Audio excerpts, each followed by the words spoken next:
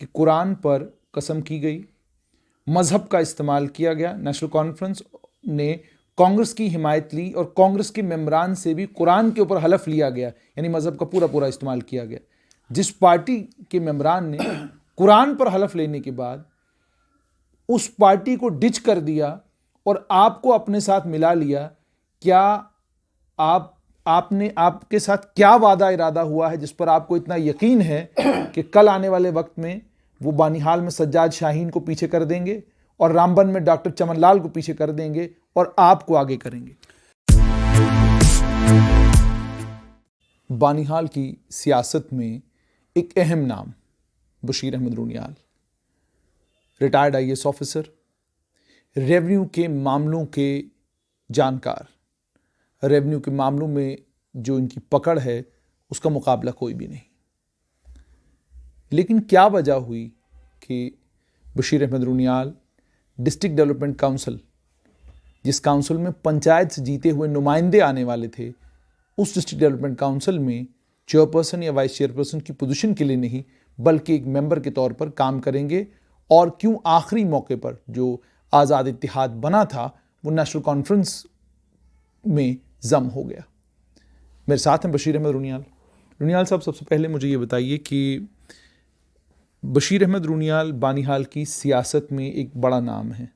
आप विकार रसूल, सज्जाद शाहीन के मद्दे मुकाबिल एक ताकतवर सियासी प्लेयर माने जाते हैं। तो डीडीसी के इन इंतखाबात में क्या वजह हुई कि आज़ाद इत्तेहाद बनाने के बाद आप जो हैं नेशनल कॉन्फ्रेंस में जाकर जम हुए? देखिए, ये तो आप जानते हैं कि सियासत में उलटफेर तो होते रहते हैं और तब्दीली जो है, सियासत में तब्दीलियां बहुत नागुज़ीर होती हैं। हालात ऐसे होते हैं, जो मौजूदा हालात हैं उन हालात के पेश नज़र एक अहम पार्टी जो रियासत की जो तारीख़ में छाई हुई रही है स्टार्ट से ही, तो इस पार्टी का कंट्रीब्यूशन है। तो इस पार्टी में हमने शमूलियत जो है इन्हीं बुनियादी वजूहात के बिना पे हमने इख्तियार की। और जैसा कि आप जानते हैं कि हमारा इलाके में वो एक बानिहाल का जो खासकर स्पेशली जो रूरल एरिया है वो ट्रेडिशनली एनसी का एक स्ट्रॉन्ग बेस रहा है। ये दूसरी बात है कि उस एरिया के वोट्स क्यों कन्वर्ट नहीं हुए इनटू सक्सेस, उसकी बड़ी वजूहात हो सकती हैं। तो इन्हीं लोगों के सेंटिमेंट्स को देखकर, चूँकि हमारे मुतल्लक एक बहुत नेगेटिव कैंपेनिंग स्टार्ट की कुछ लोगों ने, उसमें कांग्रेस के लोग भी थे और बाकी जमातों के लोग भी थे, जिन्होंने हमें आरएसएस वगैरह के साथ जोड़ा और हमें बजरंग दल की टीम बताया, आरएसएस की टीम बताया। हकीकत ये नहीं थी। हमारा जो आज़ाद इत्तेहाद है यहाँ था, वो एक छोटा सा एक ग्रुप था जो कॉन्स्टिट्यूंसी तक ही महदूद था और आपने अपनी जो टेंटिकल्स हम फैला रहे थे रामबन डिस्ट्रिक्ट तक। और हमारा ये इरादा था कि आगे हम ख्याल लोगों से बातचीत चल रही थी जो पूरे चिनाब वैली में। बहरहाल जब चूँकि डीडीसी का ये मामला था, इसमें हमारी एक छवि ऐसी ख़राब करने की कोशिश की गई और बहुत ज़्यादा पब्लिक दबाव हुआ हम पे, तो फिर हमारे लिए कोई अल्टरनेटिव नहीं था एक्सेप्ट इस चीज़ को तस्लीम करना। तो फिर हमने एनसी के साथ ऑलरेडी बातचीत चल रही थी, उन्होंने भी ऑफ़र किया था, हम भी इंटरेस्टेड थे। तो ये माहिदा हो गया हमारा आपस में, जिसमें हमने vice president, vice chairman person की जो पोजीशन थी वो हमें मिली, हमारे ग्रुप को मिली। मुझे एक चीज़ बताएं कि क्या नेशनल कॉन्फ्रेंस में कि आप कार्ड होल्डर अब हो गए हैं या आप उनके कार्ड होल्डर नहीं बल्कि डीडीसी में सिर्फ हिमायती हैं? नहीं, देखिए, हम नेशनल कॉन्फ्रेंस में मैं शामिल हो चुका हूँ। रहा सवाल ये कि कार्ड होल्डर ही जो है वो आगे जाता है, ऐसी बात नहीं होती है। पार्टी हाई कमांड जो है फैसले लेती है, इसमें कोई इंडिविजुअल फैसला नहीं होता। तो ऐसा कोई मसला नहीं है। मैं नेशनल कॉन्फ्रेंस में हूँ, वो जिस पोजीशन में मुझे बेहतर समझेंगे वो उन तक है। वो समझते हैं, वो खुद समझेंगे कि मैं किस पोजीशन में मुझे जचना चाहिए या मैं किस पोजीशन के काबिल हूँ। तो रहा सवाल ये कि अभी तक हमने जो एक फ़ैसला किया है वो डीडीसी इंतखाबात में हमारी जीत हुई है। हमने इसको आगे बढ़ाने की काफ़ी ज़रूरत है और हमारा एक अहम रोल रहेगा मेरा ज़ाती तौर पे डिस्ट्रिक्ट रामबन में, क्योंकि मेरे कुछ सपोर्टर्स जो हैं वो रामबन कॉन्स्टिट्यूंसी में भी बहुत ज़्यादा हैं। इसलिए इसमें मुझे लगता है कि पार्टी को फ़ायदा ही होना चाहिए। जैसे आपने कहा कि पार्टी को फ़ायदा ही होना चाहिए, रुनियाल साहब, जो अब बानीहाल से सुनने को मिल रहा है वो ये सुनने को मिल रहा है कि कुरान पर कसम की गई, मज़हब का इस्तेमाल किया गया। नेशनल कॉन्फ्रेंस ने कांग्रेस की हिमायत ली और कांग्रेस के मेम्बरान से भी कुरान के ऊपर हलफ लिया गया, यानी मज़हब का पूरा पूरा इस्तेमाल किया गया। जिस पार्टी के मेम्बरान ने कुरान पर हलफ लेने के बाद उस पार्टी को डिच कर दिया और आपको अपने साथ मिला लिया, क्या आपके साथ क्या वादा इरादा हुआ है जिस पर आपको इतना यकीन है कि कल आने वाले वक्त में वो बानीहाल में सज्जाद शाहीन को पीछे कर देंगे और रामबन में डॉक्टर चमनलाल को पीछे कर देंगे और आपको आगे करेंगे? देखिए, जहाँ तक कुरान पे ये वादों की बात है, मुझे लगता है ये लोकल लेवल पर हुआ होगा, क्योंकि आप जानते हैं कि इस्लामी नुक्ता नज़र से ऐसे मामलों में कुरान शरीफ का इस्तेमाल करना, ये वादे करना, ये सरासर गलत है। मजहबी नुक्ता निगाह से ये कोई अच्छी बात नहीं थी, बल्कि इसका गुनाह का इर्तिकाब हुआ है। और अगर इस गुनाह के इर्तिकाब को ठीक करने के लिए बाद में उन्होंने कुफारा भी अदा किया होगा। इसमें तो वाज़ह है कुरान शरीफ में कि जब कोई गलत तरीके से कुरान शरीफ का या कुरान के नाम पे या अल्लाह के नाम पे कोई कसम खाता है तो उसके लिए 10 और 10 सुबह 10 शाम 20 लोगों को खाना खिलाना होता है या 3 रोज़े रखने होती है। तो हमारा मजहबी जो अहकामात हैं। रहा सवाल कि ये क्यों किया गया, मुझे इसका कोई इल्म नहीं है कि क्यों किया गया, कैसे किया, किन वजूहात का। ये तो बाद में जब ये हमारा इलेक्शन होने के बाद ये तमाम चीज़ें बाहर लोगों में आई, हो सकता हो ये इल्ज़ाम हो, मैं इसके बारे में कुछ नहीं कह सकता, वही लोग इसके बारे में सही बात कर सकते हैं। दूसरा जो आपने सवाल किया कि क्या इन हालात में आपको देखिए, मैं इस वक्त हाल में जीना चाहता हूँ। इस वक्त हमारा एक फ़ैसला था जिसने हमारी छवि को ख़राब किया था और वो छवि को धोना बहुत ज़रूरी था। नंबर 1, तो धोने के लिए नेशनल कॉन्फ्रेंस के पाले में जाना ज़रूरी था? नहीं, नेशनल कॉन्फ्रेंस के पाले में देखिए इस वक्त जो हालात हैं और पोस्ट 5 अगस्त 2019 जो हालात बन रहे हैं, मुझे लगता है कि इस वक्त रीजनल पार्टीज़ को एक बहुत अहम रोल अदा करना है। और उसी अहम रोल को मद्देनज़र रखते हुए मैंने समझा कि चूँकि एक सेकुलर जमात है और हमारे आबो अजदाद इस पार्टी के साथ मुंसलिक रहे हैं, और जब तक जो मौलवी रशीद साहब जो थे, जो इसके मुहज़रा शुमारी से लेकर लास्ट तक इस पार्टी के साथ रहे, चूँकि वो मेरे गांव के थे और हमारे बहुत ही क्लोज़ रिश्तेदारों में से थे, तो हमारी आबो अजदाद ने और हमने भी नेशनल कॉन्फ्रेंस के लिए उस वक़्त काफ़ी साथ दिया है। और हम ज़हनी तौर पर नेशनल कॉन्फ्रेंस थे जो शेख अब्दुल्ला की नेशनल कॉन्फ्रेंस थी, तो उसी को आप आगे, उस लीगेसी को आगे बढ़ा रहे हैं। तो मुझे लगता है कि रीजनल पार्टीज़ में इस वक्त सबसे इम्पॉर्टेंट पार्टी जो है ये जो शेख साहब की ये जो नेशनल कॉन्फ्रेंस है, तो आगे जाके मुझे लगता है इसका एक अहम रोल होना चाहिए, स्टेट के हवाले से, यूटी के हवाले से, इलेक्शंस के हवाले से। रुनियाल साहब, जैसे आपने खुद कहा कि नेशनल कॉन्फ्रेंस का एक अहम रोल होगा, उसी को ध्यान में रखते हुए मैंने पार्टी ज्वाइन की, मगर सवाल मेरा ये है कि रामबन में डॉक्टर चमनलाल हैं, बानीहाल में सज्जाद शाहीन हैं। आप सज्जाद शाहीन के मद्दे मुकाबले लेकिन एक इलेक्शन लड़ भी चुके हैं। सज्जाद शाहीन को नेशनल कॉन्फ्रेंस के प्रोविंशियल प्रेसिडेंट देवेंद्र सिंह राणा का राइट हैंड मैन माना जाता है, सबसे करीबी साथी माना जाता है। क्या आपको लगता है कि, और अब लेजिस्लेटिव काउंसिल भी जम्मू कश्मीर में नहीं है, तो क्या ऐसा सियासी आपके साथ वादा है जिस वादे को लेकर आप मुतमईन हैं कि ठीक है, मेरा नेशनल कॉन्फ्रेंस में आने वाला कल बिल्कुल जो है वो सुनहरा है? क्योंकि ये तो मुमकिन नहीं कि आप सियासत में इसलिए उतरे हैं कि जनाब मैं बहुत बड़ी कुर्बानी जो है वो देने वाला हूं और मेरी कुर्बानी के बाद जो है इनकलाब आएगा बानीहाल और रामबन में। नहीं, ऐसा कोई मसला नहीं। मैंने कहा ना, मैं इस वक्त अभी हाल की बात कर रहा हूँ, मुस्तकबिल का अल्लाह हाफिज़ होता है, अल्लाह जानता है कि मुस्तकबिल में क्या। पार्टी में तो जा चुके हैं? नहीं, मैं पार्टी में जा चुका हूँ। इसमें पार्टी हाईकमांड का, आपको पता है कि पार्टी में एक डिसिप्लिन होता है। पार्टी हाईकमांड जो है तमाम हालात को मद्देनज़र रखकर जो जिस आदमी को जो रोल देगी वो रोल एक्सेप्ट करना होता है। मेरे साथ जो है एक अवाम का एक बहुत बड़ा ग्रुप जुड़ा हुआ है।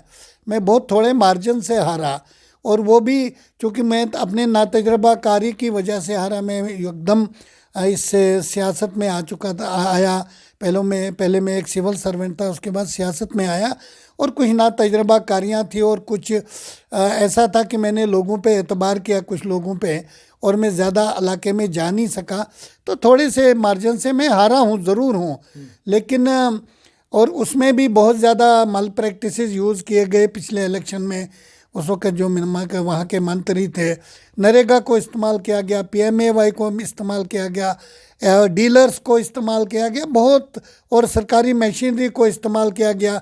यहाँ तक कि मेरा जो EVMs में पहला नंबर था तो उसका EVMs की पोजीशन उलट के जो लोगों ने, जो औरतों ने खासकर 3,000 के करीब ऐसे वोट थे जो बानहाल कॉन्स्टिट्यूंसी में 26-27 वोट्स जो रिजेक्ट हुए, नोटा में चले गए। नोटा लास्ट नंबर पे होता है और उसको उलट करके वो पहले नंबर पर लाया गया और औरतों को धोखा लगा।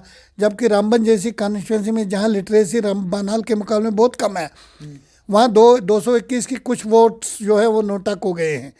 तो ये चीज़ें हुई, काफ़ी फैक्टर्स थे जिन्होंने जो उस वक्त हार हुई। तो मुझे अभी पूरा यकीन है कि लोग मेरे साथ हैं। साहब मुझे एक चीज़ बताएं कि आपने इस नेशनल कॉन्फ्रेंस का साथ दिया, आपने कहा कि लोग आपको RSS और BJP के साथ जोड़ रहे थे, तो आपने बेहतर ये समझा कि नेशनल कॉन्फ्रेंस का हाथ थामा जाए ताकि लोग आप पर ही इल्ज़ाम न लगाएं। लेकिन सियासत एक ऐसी चीज़ है, अगर हम तारीख की तरफ नज़र दौड़ाते हैं तो उमर अब्दुल्ला भारतीय जनता पार्टी की हुकूमत में बाज़ाब्ता एक मिनिस्टर रह चुके हैं। Doctor Farooq Abdullah alliance partner रहे हैं और डॉक्टर फ़ारूक अब्दुल्ला ने BJP के लिए और NDA के लिए इलेक्शन कैंपेन तक करी हुई है, ये तारीख़ है। और मुस्तकबिल जो है, अगर मुस्तकबिल की तरफ भी हम नज़र दौड़ाते हैं तो BJP ही मरकज़ में BJP की हुकूमत है और कोई भी कंसेशन अगर जम्मू कश्मीर को चाहिए, स्टेटहुड वापस चाहिए, तो ये तमाम चीज़ें भी मरकज़ से BJP से ही आनी हैं या सुप्रीम कोर्ट के फैसले से ये तमाम चीज़ें होंगी। अब आपसे ये समझना चाहूँगा, कल अगर नेशनल कॉन्फ्रेंस BJP के साथ अलायंस करती है तो क्या बशीर अहमद रूनियाल पार्टी छोड़ देंगे? देखिए, BJP के साथ अलायंस करना या न करना वो इस वक्त इशू नहीं था। इशू ऐसा था कि मेरे जो वोटर्स हैं वो जज्बाती तौर पर उनको एक्सप्लॉइट करने की कोशिश की गई, जिससे मेरी ज़ात की एक छवि ख़राब हो रही थी और मुझे बहुत ताने चारों तरफ से आ रहे थे और प्रेशर आ रहा था। रहा सवाल कि नेशनल लेवल, मैं नहीं कहता कि कांग्रेस और BJP को मैं एक ही पल्ले, एक ही पोजीशन में मानता हूँ। हाँ, एक ही सिक्के के दो पहलू। कांग्रेस और BJP में क्या फ़र्क है? अगर फ़र्क होता तो एक BJP का डिस्ट्रिक्ट प्रेसिडेंट राकेश ठाकुर कांग्रेस के सज्जाद शाहीन को वाइस चेयरमैनी के लिए प्रपोज नहीं करते। इसलिए ये BJP और कांग्रेस, अब मैं ये वाजह कर देना चाहता था लोगों के सामने कि एक्चुअली BJP के साथ क्लोज या RSS का जो इल्ज़ामात लगाते हैं, उनको चाहिए कि वो कांग्रेस को ये चीज़ें बताए और उनसे एक्सप्लेनेशन ले, मुझसे नहीं। मैं नहीं समझता कि BJP, देखिए इस वक्त सेंटर में BJP की हुकूमत है, जो भी हमें कंसेशंस मिलेंगे उनकी वजह से मिलेंगी।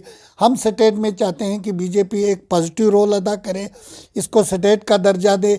बाकी मामलात में भी जो पार्टी लेवल पर होंगी उनको करें, लोगों की बेहतरी के लिए करें। ये भय का जो एक माहौल है इसको दूर करिए। तो BJP के लिए उनका दायित्व भी बनता है, उनका फ़र्ज़ भी बनता है और उनको करना भी चाहिए, क्योंकि लोग यहाँ पे हम भी तो हिंदुस्तान के शहरी हैं और हम भी इतने ही अहम शहरी हैं जितने राजस्थान का आदमी है, जितना दिल्ली का कोई वोटर है। इसलिए वो मैं उस नज़रिए से नहीं, ये तो एक पढ़े लिखे लोगों का या सोच समझ वाले लोगों का एक नज़रिया हो सकता है, लेकिन गांव में जिन लोगों को सियासत से ज़्यादा वास्ता नहीं होता और उनको एक डर की एक फियर साइकोसिस उनमें क्रिएट करने की कोशिश की जाती है। और इसी फियर साइकोसिस की वजह से हमारे लोगों को, हमारे वर्कर्स को, हमारे साथियों को बहुत ज़्यादा मुश्किलात पेश आना शुरू हो गई थी। तो इस वजह से हम लोगों ने फॉर द टाइम, फिलहाल इमीडिएटली हमारे पास ये था कि हम लाइक माइंडेड, कांग्रेस से, चूँकि हम जा नहीं सकते थे, कांग्रेस और उनके जाने का कोई इतना इफेक्टिवली हमें फ़ायदा भी नहीं था। और कांग्रेस को जैसे हम समझते हैं कि जिस तरह BJP है, और BJP और कांग्रेस में कोई फ़र्क नहीं है, नेशनल पार्टीज़ हैं। तो अगर हमें रिफ्यूज़ लेना है कहीं तो ये PDP या NC हो सकता है। और इस वक्त जो NC का एक इम्पॉर्टेंट रोल है, तो मैं समझता हूँ कि NC तकरीबन रियासत या UT के हर तूल अर्ज़ में मौजूद है।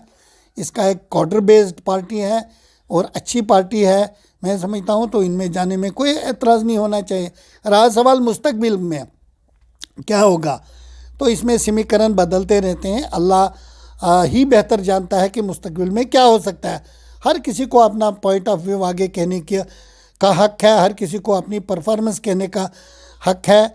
चूँकि मैं बानहाल की 7 कॉन्स्टिट्यूंसी में जो मैंने सिर्फ 5 पे इलेक्शन लड़ा, और मेरा जो ग्रुप था, हम लोगों ने सबसे ज़्यादा बानहाल कॉन्स्टिट्यूंसी में हमारा वोट शेयर कांग्रेस दूसरे नंबर पर रही, और उसके बाद हमारा उससे पहले हमारा नंबर 1 पे हमारा वोट शेयर रहा है। तो इसलिए हमें मेरे जाने से एनसी को बहुत फ़ायदा ही होगा। वो जो वोट है, अगर मैं 100% कन्वर्ट नहीं कर पाऊँ, क्योंकि मेरे लोगों में भी रिजेंटमेंट है, जो फैसला हुआ है वो मैं लोगों तक अपनी वर्किंग कमेटी से बात नहीं कर पाया। ये हशश मैनर में इसलिए हुआ कि ये इलेक्शंस बिल्कुल सर पे थे, ये डीडीसी के, इस वजह से अब मैं उनको कन्विंस करूँगा।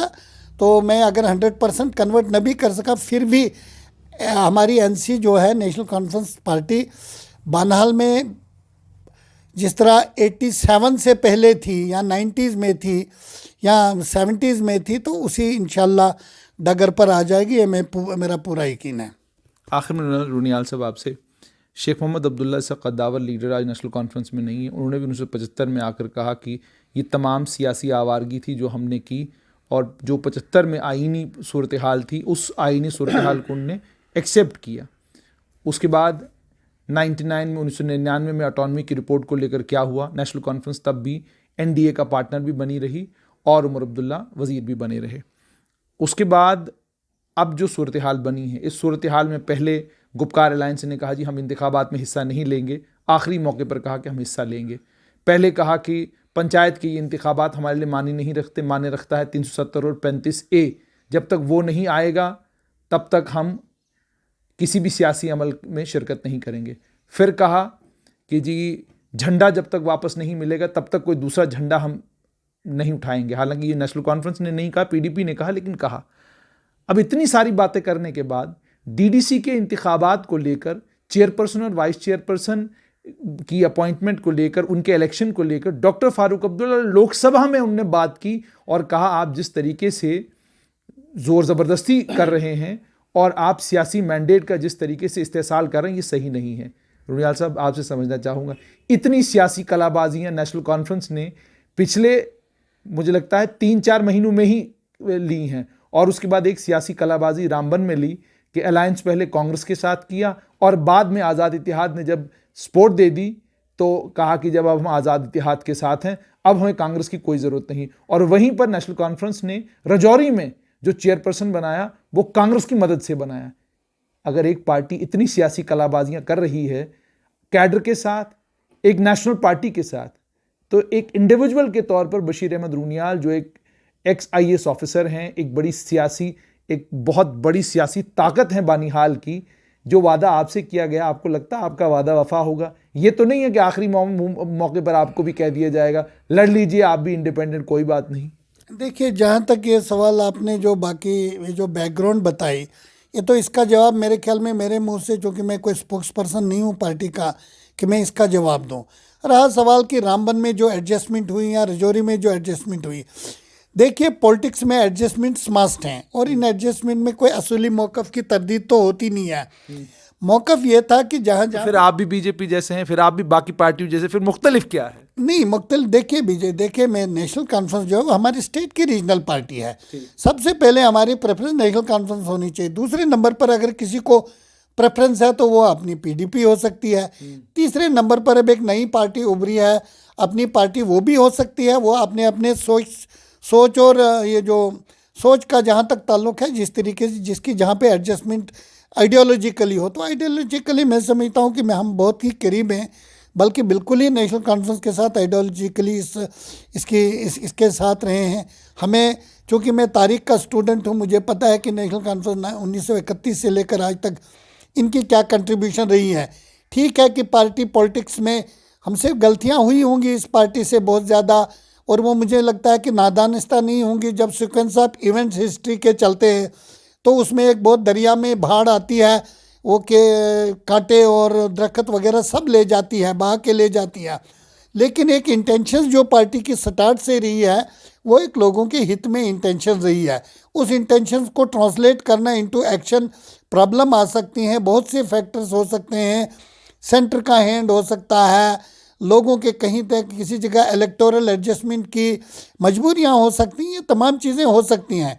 तो मैं एनसी को इतना तो आपको नहीं लगता कि आपका सियासी कानून ने बौना कर दिया? मेरा सज्जाद शाहीन के कल तक आप मद्दे मुकाबिल थे, अब आप उनके या तो डिस्ट्रिक्ट प्रेसिडेंट होंगे या डिस्ट्रिक्ट सेक्रेटरी होंगे। नहीं, देखिए मैं इन चक्रों में, इन कादों वदों के चक्रों में नहीं जाता। मेरा एक अपना सीधा सा मौक़िफ़ है। मैं ये क्या नाम है, मैं मुतवक्किल आदमी हूँ। मेरा ये है कि जो जो अल्लाह ने किसी के इसमें रखा होगा, किस्मत में वो होगा। मेरी कोई ज़्यादा एम्बिशंस नहीं है।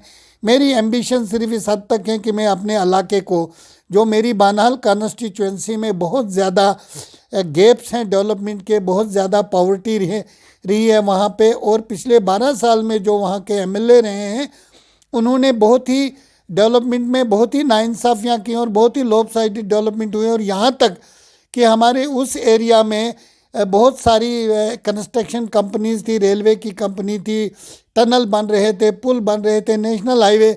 तो उन कंपनी के साथ मिलकर उन्होंने एक पूरी टर्टल इकोलॉजी को डिस्टर्ब कर दिया। नंबर एक, उनमें जो चेक्स एंड बैलेंस रखने थे वो उन्होंने हाईलाइट नहीं किए। दूसरा, उनके साथ इन लीग रहकर जितना भी कारपोरेट सोशल रिस्पॉन्सिबिलिटी में जो पैसा आना था वो कहीं पे इस्तेमाल ही नहीं हुआ। मेरा बानाल का टाउन, उससे एडजॉइनिंग विलेजेस, खड़ी का टाउन, सुमड़ का जो खड़ी का बेल्ट जो है, सुमड़ बेल्ट है, इन बेल्ट्स में जो काम चल रहा था, इवन संगलदान एरिया, ये तो बहुत अच्छे डेवलप हो सकते थे अगर कारपोरेट सोशल रिस्पॉन्सिबिलिटी का जो शेयर बनता था इस एरिया में कंपनीज़ का, वो अगर प्रॉपरली यूटिलाइज होता। उसकी तो आपको कोई टेंजेबल और विजिबल इम्पैक्ट नहीं है कहीं।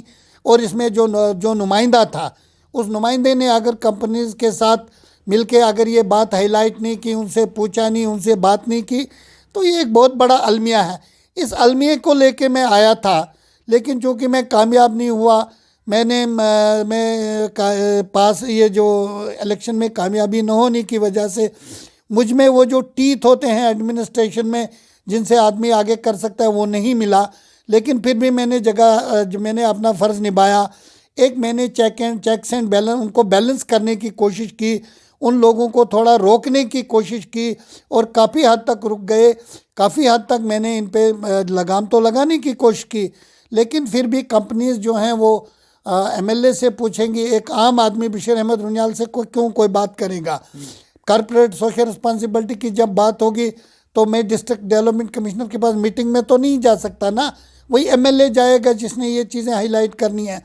तो इन वजूहात की बिना पे मेरा सियासत में आना है, और मैं उन लोगों की आवाज़ बनना चाहता था जो जिन लोगों की किसी ने आवाज़ आज तक नहीं उठाई। तो आप सज्जाद शाहीन करेंगे?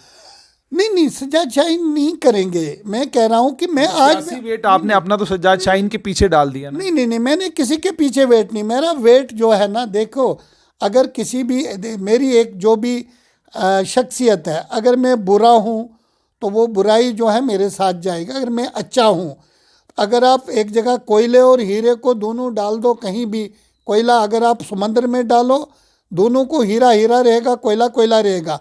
तो मैं अगर कोयला हूँ तो वही रहूँगा। अगर मुझे आप समझते हैं कि मैं उससे कोई बेहतर चीज़ हूँ, तो जहाँ भी जाऊँगा अपनी हैसियत लेके जाऊँगा। हैसियतें जो हैं किसी के देने से नहीं होती, हैसियतों के पीछे एक जो फोर्स है आपकी, उस फोर्स है। बाकी सज्जाद साहब मेरे दोस्त हैं, मेरे पार्टी के इस वक्त डिस्ट्रिक्ट प्रेसिडेंट हैं। एज ए कॉमन मैन जो मैं मुझे उनकी इज़्ज़त है, ऐसी बात नहीं है। लेकिन इसकी ये मतलब नहीं कि मेरा कद कहीं कम हो जाएगा, ऐसी बात नहीं है। बहुत बहुत शुक्रिया। तो ये थे बशीर अहमद रुनियाल। आपने साफ तौर पर बशीर अहमद रुनियाल से सुन लिया कि मैंने नेशनल कॉन्फ्रेंस में शमूलियत ज़रूर की है, लेकिन शमूलियत से मेरे कद में कोई फ़र्क पड़ा हो, ऐसा बिल्कुल भी नहीं है। मैं कोशिश करूँगा कि बानिहाल के लोगों को एक नई आस और एक नई उम्मीद मिले, और मेरी कोशिश ये होगी कि जो दिक्कतें परेशानियां इस इलाके के लोगों को हुई हैं, बानिहाल रामबन दोनों इलाके के लोगों को, एज डीडीसी मेंबर उन तमाम परेशानियों को दूर करने की कोशिश करूं।